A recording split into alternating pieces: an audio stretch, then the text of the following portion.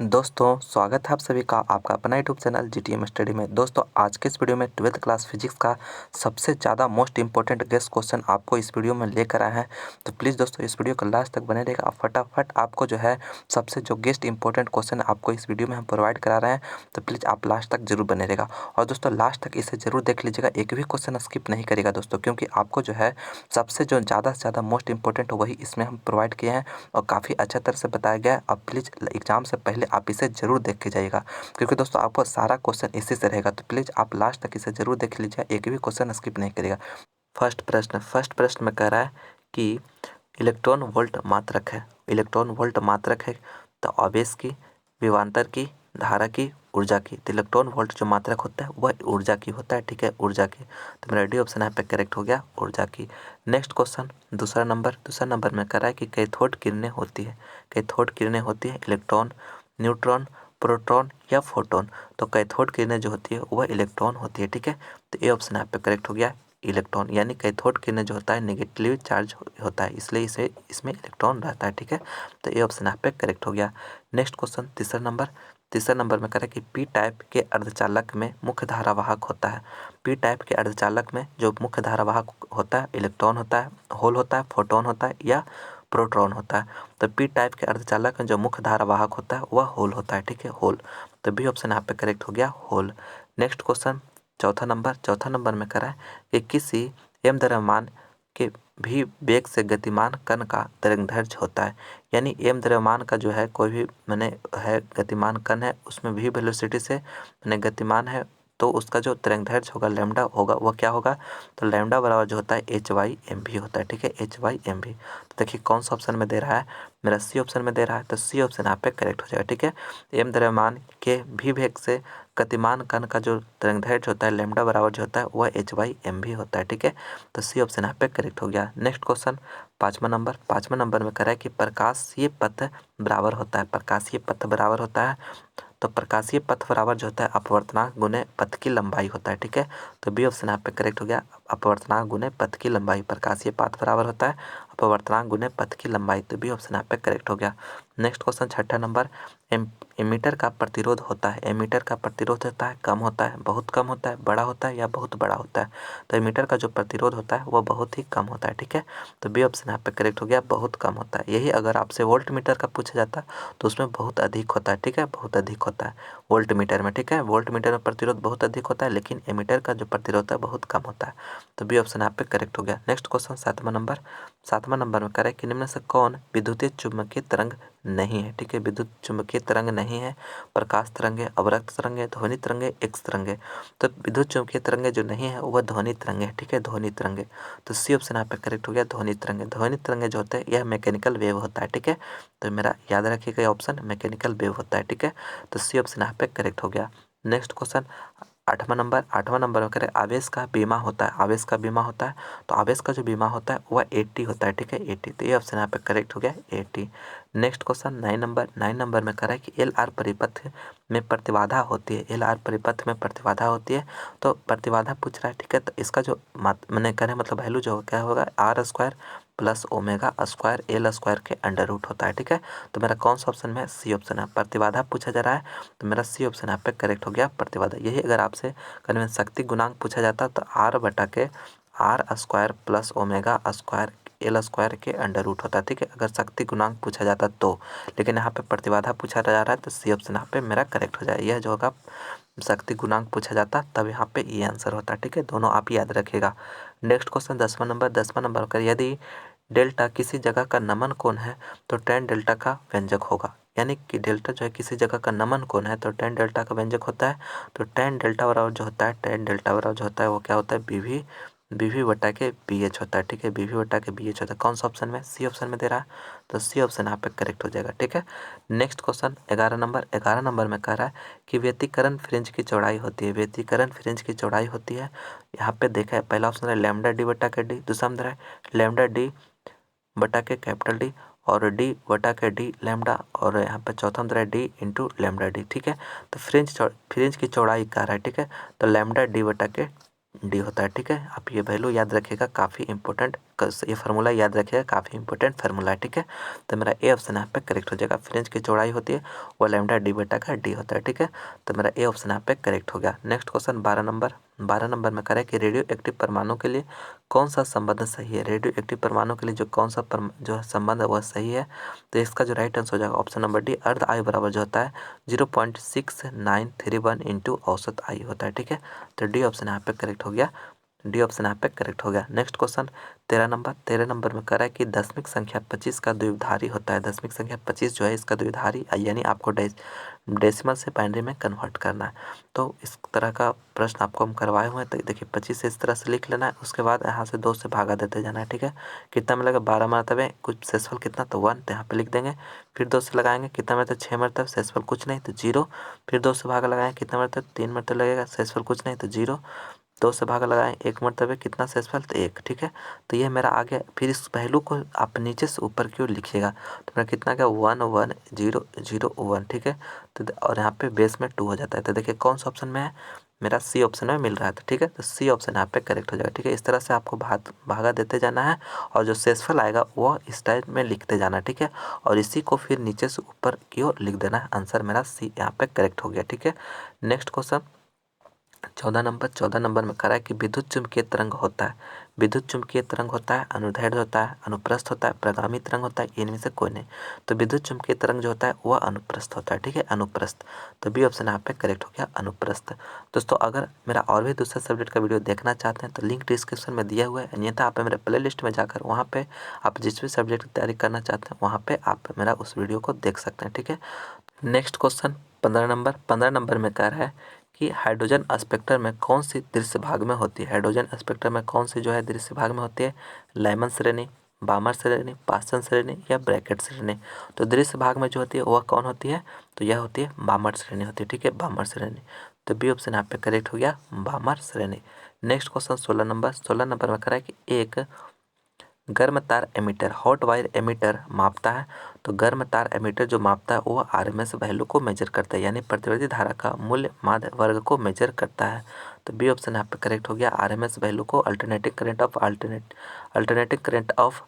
RMS value of alternating current को major करता है। तो बी ऑप्शन यहाँ पे करेक्ट हो गया। नेक्स्ट क्वेश्चन 17 नंबर में कह रहा है कि जब संयुक्त सूक्ष्मदर्शी की नली की लंबाई बढ़ाई जाती है तब उसकी आवर्धन क्षमता, यानी संयुक्त सूक्ष्मदर्शी का अगर नली अगर बढ़ाई जाती है तो उसका जो आवर्धन क्षमता है वह बढ़ती है, घटती है, अपरिवर्तित रहती है, एकांक हो जाती है। तो उसका जो आवर्धन क्षमता होता है वह बढ़ती है, ठीक है। अगर नली की लंबाई अगर बढ़ाएगा तो उसका आवर्धन क्षमता भी बढ़ेगा। तो ये ऑप्शन यहाँ पे करेक्ट हो गया, बढ़ती है। नेक्स्ट क्वेश्चन 18 नंबर में कह रहा है कि 1 वोल्ट बराबर होता है। तो 1 वोल्ट बराबर होता है वो क्या होता है, तो देखिए आप फार्मूला जानते होंगे, क्या जानते होंगे, W = V ठीक है। तो यहाँ पे W वर्क का यूनिट क्या होता है, जूल होता है। और यहाँ पे Q चार्ज का यूनिट क्या होता है, कूलम होता है। तो वोल्ट बराबर जूल पर कूलम होता है, ठीक है, जूल पर कूलम। तो यहाँ पे मेरा कौन ऑप्शन हो जाएगा, जूल पर कूलम, बी ऑप्शन यहाँ पे करेक्ट हो जाएगा। बी ऑप्शन यहाँ पे करेक्ट हो, 1 वोल्ट बराबर हो जाता है 1 जूल पर कूलम होता है, ठीक है। तो बी ऑप्शन यहाँ पे करेक्ट हो गया। नेक्स्ट क्वेश्चन 19वां नंबर में कह रहा है कि अपचाई ट्रांसफार्मर स्टेप डाउन ट्रांसफार्मर में कौन सी राशि घटती है, शक्ति घटती है, धारा घटती है, वोल्टेज घटती है या आवृत्ति घटती है। तो स्टेप डाउन ट्रांसफार्मर में जो होती है वोल्टेज घटती है, ठीक है, वोल्टेज। तो सी ऑप्शन यहाँ पे करेक्ट हो गया, वोल्टेज। नेक्स्ट क्वेश्चन 20वां नंबर में करें कि नमन कोण का मान उत्तरी ध्रुव से विषुवत रेखा की ओर जाने पर, करने का मतलब नमन कोण का जो मान होता है वो उत्तरी ध्रुव से, यहाँ पे देखिए इस तरह का अर्थ है। तो यहाँ पे यह नॉर्थ पोल हो गया और यह मेरा विषुवत रेखा इक्वेटर हो गया। तो यहाँ पे कितना होता है 90 डिग्री होता है, यहाँ पे कितना होता है 0 डिग्री होता है। यानी अगर इधर से आप इधर आते हैं तो वैल्यू क्या हो रहा है, डिक्रीज हो रहा है, क्या हो रहा है, डिक्रीज हो रहा है। तो मेरा सी ऑप्शन यहाँ पे करेक्ट हो गया, घटता है, ठीक है, सी ऑप्शन यहाँ पे करेक्ट हो जाए। यहाँ पे देखिए अगर आपको इक्वेटर पूछे, इक्वेटर पर अगर नमन कोण का वैल्यू पूछे तो 0 डिग्री, और पोल के बीच मैग्नेटिक पोल के बीच अगर मैग्नेटिक पोल पे पूछे तो यहाँ पे 90 डिग्री। ये भी वैल्यू आप याद रखिएगा, ठीक है, आपके बोर्ड एग्जाम के लिए काफ़ी ही इंपॉर्टेंट है, आप याद रखिएगा। नेक्स्ट क्वेश्चन 21वां नंबर में कह रहा है कि निकट दृष्टि दोष निवारण हेतु किस लेंस का प्रयोग किया जाता है। निकट दृष्टि दोष निवारण हेतु किस लेंस का प्रयोग किया जाता है, उत्तल लेंस का, अवतल लेंस का, बेलनाकार लेंस का, बाइफोकल लेंस का। तो निकट दृष्टि दोष को दूर करने के लिए अवतल लेंस का प्रयोग किया जाता है। तो बी ऑप्शन यहाँ पे करेक्ट हो गया, अवतल लेंस। दूर दृष्टि दोष को दूर करने के लिए उत्तल लेंस का प्रयोग किया जाता है, बेलनाकार लेंस जो होता है किसके लिए दूर कर अबिंदुकता के लिए दूर करने के लिए किया जाता है, और बाईफोकल लेंस का जो होता है जरा दृष्टि दोष के दूर करने के लिए किया जाता है। आप सभी याद रखिएगा, आपके बोर्ड एग्जाम के लिए काफ़ी महत्वपूर्ण है। इससे जो है एक ऑब्जेक्टिव प्रश्न जरूर रहेगा, ठीक है। नेक्स्ट क्वेश्चन 22वां नंबर में कह रहा है कि हीरा का अपवर्तनांक करीब होता है। हीरा का जो अपवर्तनांक होता है वो करीब कितना होता है, 1 होता है, 1.5 होता है, 2.42 होता है या 4.14 होता है। तो हीरा का जो अपवर्तनांक होता है 2.42 होता है, तो सी ऑप्शन यहाँ पे करेक्ट हो गया 2.42। और 1.5 जो होता है वह ग्लास का होता है, कांच का होता है, ठीक है। और 1 जो होता है यह हवा का होता है, आप ये भी याद रखिएगा। नेक्स्ट क्वेश्चन 23वां नंबर में कह रहा है कि लोहा होता है अनुचुंबकीय, प्रतिचुंबकीय, लौह चुंबकीय या अचुंबकीय। तो लोहा जो होता है लौह चुंबकीय होता है, यानी फेरोमैग्नेटिक होता है। तो सी ऑप्शन यहाँ पे करेक्ट हो गया फेरोमैग्नेटिक, लौह चुंबकीय। नेक्स्ट क्वेश्चन 24 नंबर में कह रहा है कि एंड गेट के लिए बुलियन व्यंजक है। एंड गेट के लिए बुलियन व्यंजक होता है वो क्या होता है, तो A.B=Y होता है, ठीक है। बी ऑप्शन यहाँ पे करेक्ट हो गया, बी ऑप्शन यहाँ पे करेक्ट हो गया। एंड गेट का देखिए सिंबल जो होता है किस तरह का होता है, इस तरह का इसका सिंबल होता है, ठीक है। ए हो गया यहाँ इनपुट और वाई हो गया आउटपुट, ठीक है। तो इसके बराबर जो होता है A.B, तो यही मेरा जो हो गया मेरा एंड गेट का हो गया। और गेट का जो होता है सिंबल इस तरह का होता है ए और यहाँ पे बी, तो यहाँ पे वाई जो आता है वाई आउटपुट जो निकल कर आता है वो A+B होता है, ठीक है। ये हो गया एंड गेट का, ये हो गया और गेट का, ठीक है। आप दोनों याद रखिएगा, सिंबल भी और इसका जो है बुलियन व्यंजक भी आपके लिए काफ़ी महत्वपूर्ण।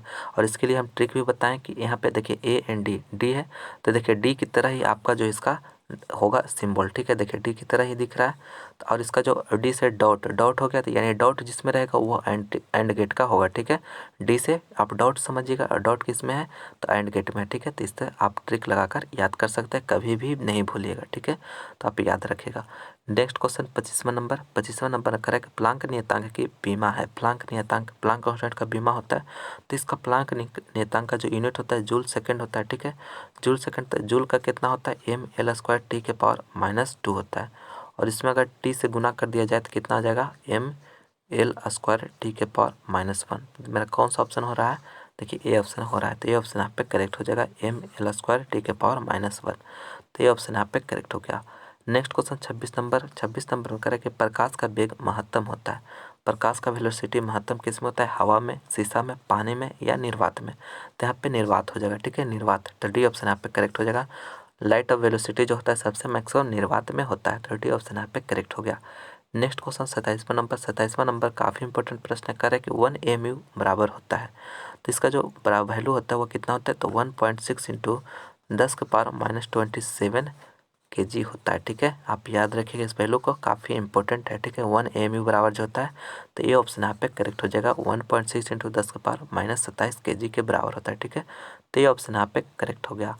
नेक्स्ट क्वेश्चन 28वां नंबर में कह रहा है कि कार्बन प्रतिरोध का कलर कोड में लाल रंग का मान होता है। कार्बन प्रतिरोध में लाल कलर जो होता है कोड मान वो क्या होता है, देखिए बी रो ए GB के लिए। ये मेरा ट्रिक हो गया। तो मेरा 0 1 2 3 4 5 6, तो मेरा यहाँ पे देखिए रेड के लिए कितना आ रहा है, 2 आ रहा है, तो 2 यहाँ पे करेक्ट हो जाएगा, यानी सी ऑप्शन यहाँ पे मेरा करेक्ट हो जाएगा, ठीक है। सी ऑप्शन यहाँ पे करेक्ट हो गया। रेड कलर के लिए कितना हो जाएगा, 2 हो जाएगा, ठीक है। तो मेरा सी ऑप्शन यहाँ पे करेक्ट हो गया। नेक्स्ट क्वेश्चन 29 नंबर में कह रहा है कि 2 सेंटीमीटर फोकस दूरी वाले उत्तल लेंस की क्षमता डायोप्टर में होती है। यानी 20 सेंटीमीटर फोकस दूरी वाले उत्तल लेंस का जो क्षमता होगा वह डायोप्टर में होता है। तो देखिए 20 सेंटीमीटर दिया हो तो आप फार्मूला क्या जानते हैं, P=1/f। एफ जो होता है मीटर में होता है, अगर इसी को सेंटीमीटर में कर दिया जाए तो F/के 100/f हो जाता है। तो f मेरा कितना दिया हुआ, 20 दिया हुआ, तो 100/के 20, तो मेरा वैल्यू कितना गया, 5 आ गया। तो मेरा कौन सा ऑप्शन हो जाएगा, 5। तो यहाँ पे उत्तल लेंस दिया हो तो उत्तल लेंस का जो फोकस दूरी होता है वो पॉजिटिव होता है, ठीक है। तो बी ऑप्शन यहाँ पे करेक्ट हो गया, बी ऑप्शन यहाँ पे करेक्ट हो गया। 20 सेंटीमीटर फोकस दूरी वाले उत्तल लेंस का जो क्षमता होगा वह 5 डायोप्टर हो जाएगा, ठीक है, 5 डायोप्टर। तो बी ऑप्शन यहाँ पे करेक्ट हो गया। नेक्स्ट क्वेश्चन 30वां नंबर में कह रहा है कि 2 समान धारिता C वाले संधारित्र को समांतर क्रम में जोड़ने पर सममूल्य, यहाँ पे लिखा गया समतुल्य धारिता होती है, ठीक है। थोड़ा सा मिसप्रिंट हो गया यहाँ पे दोस्तों, समतुल्य होगा, ठीक है, धारिता होती। तो देखिए समांतर क्रम में जोड़ा हुआ है तो C इक्विवेलेंट बराबर फार्मूला क्या होता है, C1 + C2 ठीक है। तो मेरा 2 ही दिया हुआ तो 2 ही रह देंगे। तो यहाँ पे सी हो गया प्लस सी हो गया तो कितना हो गया 2C हो जाएगा। तो देखिए कौन सा ऑप्शन में, बी ऑप्शन में दिया हुआ है, तो बी ऑप्शन यहाँ पे करेक्ट हो गया। नेक्स्ट क्वेश्चन 31 नंबर में कह रहा है कि नाभिक से अल्फा कण उत्सर्जित होने पर परमाणु संख्या कितना से घटता है। नाभिक से अल्फा कण उत्सर्जित होने पर परमाणु का कितना संख्या घटता है, उसमें 1 घटता है, 2 घटता है, 3 घटता है या 4 घटता है। तो नाभिक से अल्फा कण उत्सर्जित होने पर जो परमाणु का संख्या जो है 2 से घट जाता है, ठीक है। तो बी ऑप्शन यहाँ पे करेक्ट हो गया, 2 से घटता है। नेक्स्ट क्वेश्चन 32 नंबर में कह रहा है कि निम्नलिखित में से किस राशि का मात्रक वोल्ट पर मीटर होता है। किस राशि का जो मात्रक होता है वोल्ट पर मीटर होता है, विद्युत फ्लक्स का, विद्युत विभव का, विद्युत धारिता का या विद्युत क्षेत्र का। तो वोल्ट पर मीटर जो होता है वह विद्युत क्षेत्र का होता है, ठीक है, विद्युत क्षेत्र का। तो डी ऑप्शन यहाँ पे करेक्ट हो गया, विद्युत क्षेत्र का। काफ़ी इंपॉर्टेंट प्रश्न है, अच्छी तरह से इसे याद रखिएगा। नेक्स्ट क्वेश्चन 33 नंबर में कह रहा है कि नाभिक का घनत्व लगभग होता है। नाभिक का जो घनत्व होता है लगभग कितना होता है, तो इसका जो वैल्यू होता है 2.3 इंटू 10⁻17 kg पर मीटर क्यूब होता है, ठीक है, पर मीटर क्यूब। तो कौन सा ऑप्शन में, सी ऑप्शन में दे रहा है, तो सी ऑप्शन यहाँ पे करेक्ट हो गया। काफ़ी इंपॉर्टेंट प्रश्न है, अच्छी तरह से इसे याद रखेगा। नेक्स्ट क्वेश्चन 34 नंबर में कह रहा है कि एप्सिलॉन नॉट का मात्रक होता है। एप्सिलॉन नॉट का जो मात्रक होता है वह क्या होता है, न्यूटन पर मीटर होता है, फराड पर मीटर होता है या कूलॉम पर वोल्ट होता है या फराड मीटर होता है, ठीक है। तो एप्सिलॉन नॉट का जो मात्रक होता है वह फराड पर मीटर होता है। तो कौन सा ऑप्शन में, बी ऑप्शन में दे रहा है, तो बी ऑप्शन यहाँ पे करेक्ट हो गया। नेक्स्ट क्वेश्चन 35 नंबर में कह रहा है कि चुंबकीय लंबाई का मान रेखीय लंबाई के मान का लगभग कितना गुना होता है। 0.8 गुना होता है, 0.82 गुना होता है, 0.64 गुना होता है, 0.18 गुना होता है, ठीक है। तो चुंबकीय लंबाई का मान जो होता है रेखीय लंबाई के मान का जो लगभग होता है 0.82 गुना होता है, ठीक है। तो बी ऑप्शन यहाँ पे करेक्ट हो गया, 0.82 गुना होता है। काफ़ी इंपॉर्टेंट प्रश्न है भी, अच्छी तरह से इसे याद रखेगा। नेक्स्ट क्वेश्चन 36 नंबर में कह रहा है कि आवेशित संधारित्र पर संग्राहक पट्टिका और संघनक पट्टिका के आवेशों का योग होता है। शून्य होता है, 1 कूलॉम होता है, अनंत होता है या इनमें से कोई नहीं। यानी आवेशित संधारित्र का जो संग्राहक पट्टिका होता है और संघनक पट्टिका होता है उसमें आवेशों का जो योग होता है वह शून्य होता है, ठीक है, शून्य होता है। तो ये ऑप्शन यहाँ पर करेक्ट हो गया, शून्य। नेक्स्ट क्वेश्चन 37 नंबर में कह रहा है कि तेजी से चलने वाली बीटा किरणें हैं। तेजी से चलने वाली बीटा किरणें फोटोन है, प्रोटॉन है, इलेक्ट्रॉन है या न्यूट्रॉन है। तो बीटा किरणें जो होते हैं इलेक्ट्रॉन होते हैं। तेजी से चलने वाले बीटा किरणें जो है ये इलेक्ट्रॉन होता है, ठीक है। तो सी ऑप्शन यहाँ पे करेक्ट हो गया, इलेक्ट्रॉन। नेक्स्ट क्वेश्चन 38 नंबर में कह रहा है कि गामा किरणें की तरह होता है। गामा किरणें की तरह होता है तो यह जो होता है अल्फा किरणें होता है, बीटा किरणें होता है, कैथोड किरणें होता है, एक्स किरणें होता है। तो एक्स किरणें जो होता है यह गामा किरणें की तरह होता है, ठीक है। तो डी ऑप्शन यहाँ पे करेक्ट हो गया कि एक्स किरणें। गामा किरणें की तरह कौन होता है, एक्स किरणें। तो डी ऑप्शन यहाँ पे करेक्ट हो गया। नेक्स्ट क्वेश्चन 39 में कह रहा है कि एक लेंस की क्षमता 2 डायोप्टर है तो इसकी फोकस दूरी होगा। देखिए पी बराबर फार्मूला क्या होता है, 1/एफ। एफ जो होता है मीटर में, तो अगर इसको सेंटीमीटर में करते हैं तो 1/एफ होता है, ठीक है। तो हमारा 2 दिया हुआ है, 100/एफ हो गया, ठीक है। तो अगर एफ बराबर अगर करते हैं तो कितना हो जाएगा, एफ बराबर तो 100/2 हो गया, ठीक है। तो इसको काटिए कितना होगा 50, तो 50 सेंटीमीटर हो गया, ठीक है। कौन सा ऑप्शन में, बी ऑप्शन में दे रहा है, तो बी ऑप्शन यहाँ पे करेक्ट हो गया। नेक्स्ट क्वेश्चन 40 नंबर में कह रहा है कि स्रोत और पर्दे के बीच की दूरी बढ़ने से फ्रिंज की चौड़ाई, स्रोत और पर्दे के बीच की दूरी जो है अगर आप बढ़ाते हैं तो फ्रिंज की चौड़ाई क्या होगा, घटती है, बढ़ती है, अपरिवर्तित रहती है, इनमें से कोई नहीं। तो यह बढ़ती है, ठीक है, बढ़ती है। तो बी ऑप्शन यहाँ पे करेक्ट हो गया, बढ़ती है। तो दोस्तों इसमें जो है फाइनली हम 40 मोस्ट इंपॉर्टेंट ऑब्जेक्टिव क्वेश्चन हम क्वेश्चन बैंक से किए हैं। तो प्लीज़ आप इसे अपने दोस्तों में शेयर जरूर करिएगा। मेरा और भी अगर दूसरा सब्जेक्ट वीडियो देखना चाहते हैं तो लिंक डिस्क्रिप्शन में, वहाँ पर जाकर आप जरूर देख लीजिएगा। और दोस्तों आप शेयर इसे जरूर करिएगा। तो चलिए यह मेरा लास्ट प्रश्न था। मैं उम्मीद करता हूँ कि यह वीडियो आपको पसंद आया होगा। तो प्लीज़ इसे लाइक करें, अपने दोस्तों में शेयर करें और आप हमारे चैनल पर नए हैं तो प्लीज़ चैनल को सब्सक्राइब भी जरूर कर लीजिएगा। और दोस्तों आपका एग्जाम कल है तो इसके लिए आपको बेस्ट ऑफ लक। आप आराम से एग्जाम दीजिएगा, अच्छा से दीजिएगा। सभी क्वेश्चन को आप ध्यान से पढ़िएगा तभी आप उसका आंसर लगाइएगा। सभी क्वेश्चन को पढ़िएगा, ऑप्शन को पढ़िएगा, उसके बाद हमारा जो मतलब जो आपका आंसर होगा उसका आंसर लगाइएगा, ठीक है। आप अपना धैर्य के साथ एग्जाम दीजिएगा। तो चलिए मिलते हैं हम अगले वीडियो में। इस वीडियो को देखने के लिए बहुत बहुत धन्यवाद।